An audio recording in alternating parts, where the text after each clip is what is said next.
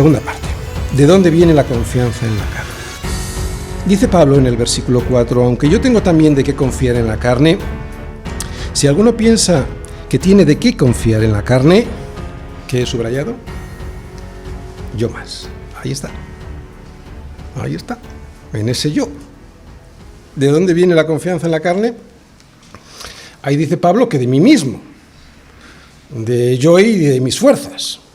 Yo más, dice él, siendo irónico, evidentemente. A los judaizantes no les faltaba ni celo ni esfuerzo. El problema es que todo lo hacían basado en sus fuerzas, en una doctrina equivocada, evidentemente, en la de creer que podemos ayudarle a Dios en nuestra salvación. Y esto es profundamente carnal.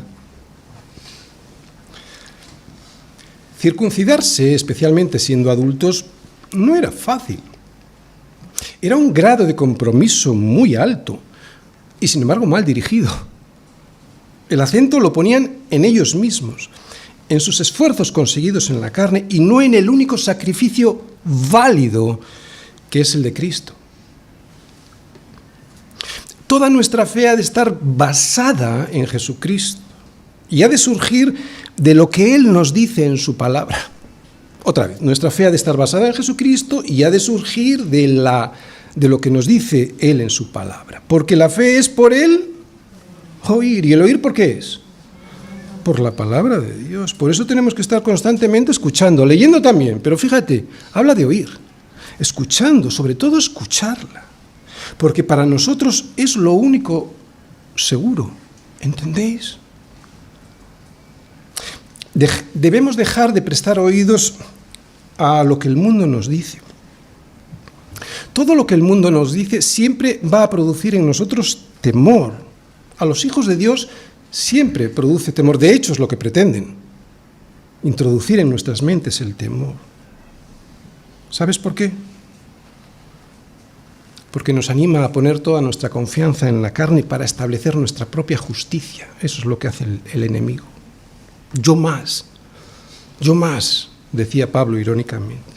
Por eso tenemos que escuchar constantemente a Dios para que sea Él quien nos recuerde dónde se encuentra la verdadera justicia, la que produce paz y gozo. ¿Quieres andar en el Espíritu y no en la carne para de esa manera poder tener gozo? Pues entonces deja de poner el oído en lo que dice el mundo. ¿Te has preguntado alguna vez por qué te falta la paz que sobrepasa todo entendimiento? ¿La paz que Dios te ha dicho que te quiere dar? Pues porque no buscas en el sitio correcto. Porque la paz de Dios, la que sobrepasa todo entendimiento, la que guardará nuestros corazones y nuestros pensamientos seguros, esa solo la encontraremos cuando nuestros corazones y pensamientos estén guardados en Cristo Jesús. En Cristo Jesús. No en lo que te cuente el mundo. Cristo es al único a quien podemos creer. Él es el único al que podemos acudir para depositar toda nuestra confianza. Hermanos, si queremos el gozo que solo viene de la salvación del Señor, no ignoremos la justicia de Dios para establecer la nuestra propia. De ahí la necesidad de estar siempre escuchando la palabra de Dios. Vamos a Romanos 10, versículos del 1 al 4. Fijaos lo que dice Pablo. Hermanos, ciertamente el anhelo de mi corazón y mi oración a Dios por Israel es para salvación. Anhelaba que sus hermanos judíos pudiesen ser salvos y oraba por ello. Porque yo les doy testimonio de que tienen celo de Dios, pero fijaros, no conforme a ciencia, porque ignorando la justicia de Dios y procurando establecer la suya propia, no se han sujetado a la justicia de Dios, porque el fin de la ley es Cristo, para justicia a todo aquel que cree. La confianza de los judaizantes estaba puesta al 100%, o mejor dicho, no estaba puesta al 100% en Cristo. Y su sacrificio en la cruz, claro. Y esto hay que repetirlo las veces que sean necesario, porque el ser humano es profundamente religioso. Tú y yo queremos agradar a Dios con nuestros logros, pero eso no es lo que dice la ciencia de Dios. Eso no es lo que dice la palabra de Dios revelada en su palabra. No, los judaizantes tenían ese problema y surgía de un yo, de un egocentrismo exacerbado. Los judaizantes se creían superiores al resto. En su espiritualidad equivocada había un componente de superioridad moral. Yo puedo y tú no, yo me circuncido y tú no. Fuera la jactancia. Este es el título. Yo creo que es un buen resumen de lo que Pablo descubrió cuando se encontró por primera vez con Jesús. Fue en aquel momento en el que sus ojos se abrieron a la verdad y todo aquello en lo que antes él se gloriaba, ahora ve que no vale para nada. ¿Qué le descubrió Jesús para que Pablo cambiara toda su teología de esta manera tan radical? A Pablo en sus escritos siempre le hemos escuchado decir que la justificación que Dios nos da, la única que a Dios le vale, es la que Él nos da a través de la fe en el sacrificio de su Hijo en la cruz del Calvario, que no podemos nosotros justificarnos delante de Dios por guardar ninguna de nuestras obras, ni por guardar la ley de Moisés, ni la circuncisión, o por seguir las fiestas religiosas, que todo eso son obras en la carne que no justifican. No sé cómo se lo explicaría Jesús, sí sé cómo lo entendí yo. Como siempre suelo hacer, vamos a ir a Génesis para mostrar dónde empezó todo nuestro problema. Adán sabía que de todo árbol del huerto podía comer, mas del árbol de la ciencia del bien y del mal, no. ¿Por qué? Porque el día que de él comiere, ciertamente moriría. Y lo sabía porque Dios se lo había dicho personalmente. Y Adán se lo dijo a su mujer. Puede que no lo entendieran, no lo discuto, pero lo sabían. Leamos Génesis 3, versículos del 4 a 6, para ver las consecuencias del engaño. Entonces la serpiente dijo a la mujer: no moriréis, sino que sabe Dios que el día que comáis de él, serán abiertos vuestros ojos y seréis como Dios, sabiendo el bien y el mal.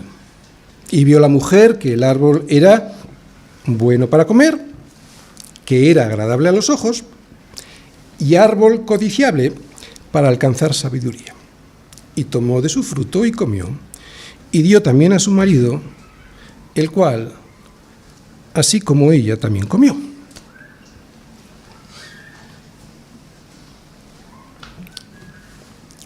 Un pecado, solo un pecado. Tan solo una desobediencia nos llevó al desastre que ahora vivimos. La gente no conoce a Dios. La gente piensa que Dios es como ellos. Por eso piensan que como Dios es bueno, también hará la vista gorda con nuestros pecados. Pero Dios es bueno porque Dios es justo. Y por eso, porque Dios es justo, no mirará hacia otro lado entre nuestra vida llena de despropósitos y desprecios a su Hijo, aunque alguna cosa buena hiciésemos. Otra vez,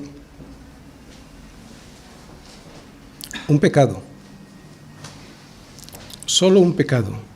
Tan solo una transgresión nos llevó al desastre que ahora vivimos. Sé que es difícil de entender para los incrédulos y, por lo tanto, de creer. ¿Cómo puede ser Dios tan estricto siendo tan bueno? Otra vez, porque es justo. El problema que nosotros tenemos es que vivimos rodeados de injusticia. Somos como los peces, rodeados de agua, y no concebimos la vida sin ese agua que nos rodea, o sea, sin esa injusticia. Por eso no somos capaces de entender que Dios es Dios precisamente, y entre otros atributos, porque es justo, y subrayo esto, perfectamente justo.